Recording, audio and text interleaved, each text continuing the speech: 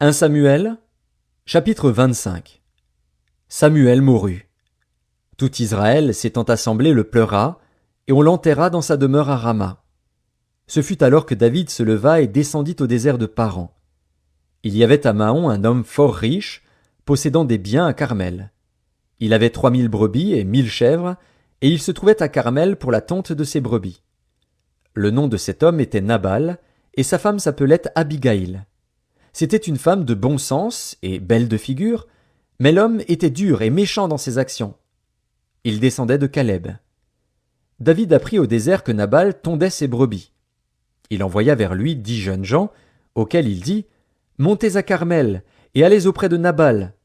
Vous le saluerez en mon nom, et vous lui parlerez ainsi. Pour la vie sois en paix, et que la paix soit avec ta maison et tout ce qui t'appartient. Et maintenant, j'ai appris que tu as les tondeurs. Or tes bergers ont été avec nous.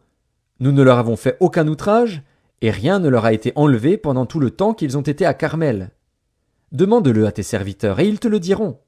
Que ces jeunes gens trouvent donc grâce à tes yeux, puisque nous venons dans un jour de joie.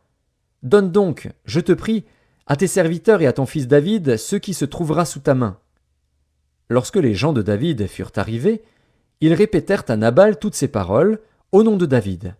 Puis ils se turent.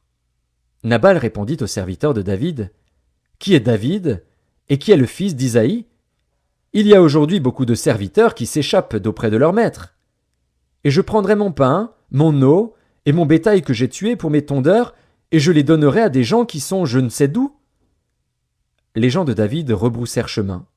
Ils s'en retournèrent, et redirent, à leur arrivée, toutes ces paroles à David. Alors David dit à ses gens, « Que chacun de vous saigne son épée. » Et ils saignirent chacun leur épée. David aussi saignit son épée, et environ 400 hommes montèrent à sa suite. Il en resta 200 près des bagages. Un des serviteurs de Nabal vint dire à Abigaïl, femme de Nabal, « Voici, David a envoyé du désert des messagers pour saluer notre maître, qui les a rudoyés. Et pourtant ces gens ont été très bons pour nous. Ils ne nous ont fait aucun outrage, et rien ne nous a été enlevé tout le temps que nous avons été avec eux lorsque nous étions dans les champs. Ils nous ont nuit et jour servi de muraille tout le temps que nous avons été avec eux, faisant paître les troupeaux. Sache maintenant et vois ce que tu as à faire, car la perte de notre maître et de toute sa maison est résolue, et il est si méchant qu'on ose lui parler. » Abigaïl prit aussitôt 200 pains, 2 outres de vin, 5 pièces de bétail apprêtées, 5 mesures de grains rôtis, 100 masses de raisins secs et 200 de figues sèches. Elle les mit sur des ânes, et elle dit à ses serviteurs, « Passez devant moi, je vais vous suivre. » Elle ne dit rien à Nabal, son mari. Montée sur un âne, elle descendit la montagne par un chemin couvert. Et voici, David et ses gens descendaient en face d'elle, en sorte qu'elle les rencontra. David avait dit, « C'est bien en vain que j'ai gardé tout ce que cet homme a dans le désert, et que rien n'a été enlevé de tout ce qu'il possède. Il m'a rendu le mal pour le bien. Que Dieu traite son serviteur David dans toute sa rigueur, si je laisse subsister jusqu'à la lumière du matin qui que ce soit de tout ce qui appartient à Nabal. » Lorsqu'Abigaïl aperçut David, elle descendit rapidement de l'âne, tomba sur sa face en présence de David et se prosterna contre terre. Puis, se jetant à ses pieds, elle dit, « À moi la faute, mon Seigneur. Permets à ta servante de parler à tes oreilles, et écoute les paroles de ta servante. Que mon Seigneur ne prenne pas garde à ce méchant homme, à Nabal, car il est comme son nom. Nabal est son nom, et il y a chez lui de la folie. Et moi, ta servante, je n'ai pas vu les gens que mon Seigneur a envoyés. Maintenant, mon Seigneur, aussi vrai que l'Éternel est vivant et que ton âme est vivante, c'est l'Éternel qui t'a empêché de répandre le sang et qui a retenu ta main. Que tes ennemis, que ceux qui veulent du mal à mon Seigneur soient comme Nabal. Accepte ce présent que ta servante apporte à mon Seigneur, et qu'il soit distribué aux gens qui marchent à la suite de mon Seigneur. Pardonne, je te prie, la faute de ta servante, car l'Éternel fera à mon Seigneur une maison stable. Pardonne, car mon Seigneur soutient les guerres de l'Éternel, et la méchanceté ne se trouvera jamais en toi.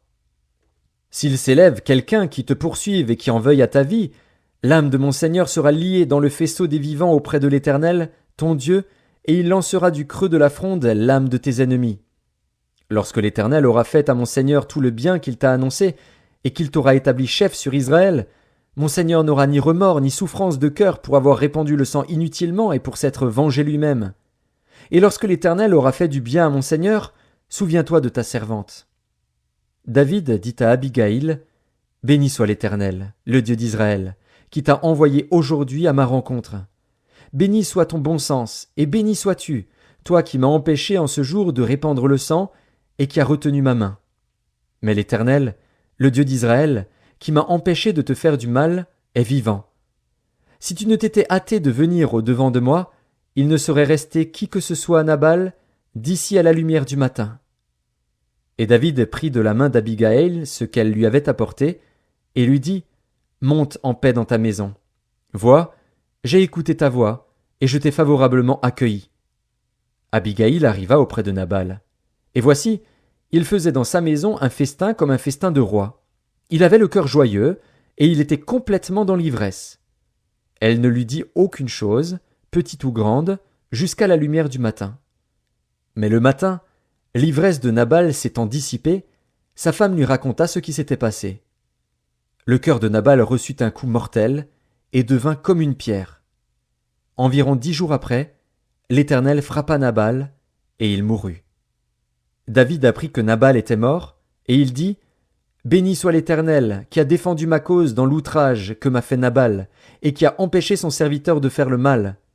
L'Éternel a fait retomber la méchanceté de Nabal sur sa tête. » David envoya proposer à Abigaïl de devenir sa femme. Les serviteurs de David arrivèrent chez Abigaïl à Carmel, et lui parlèrent ainsi, « David nous a envoyés vers toi, afin de te prendre pour sa femme. » Elle se leva, se prosterna le visage contre terre, et dit, « Voici, ta servante sera une esclave pour laver les pieds des serviteurs de mon Seigneur. » Et aussitôt Abigaïl partit, montée sur un âne, et accompagnée de 5 jeunes filles. Elle suivit les messagers de David, et elle devint sa femme. David avait aussi pris Akinoam de Jizréel, et toutes les 2 furent ses femmes. Et Saül avait donné sa fille Michal, femme de David, à Palti de Galim, fils de Laïch.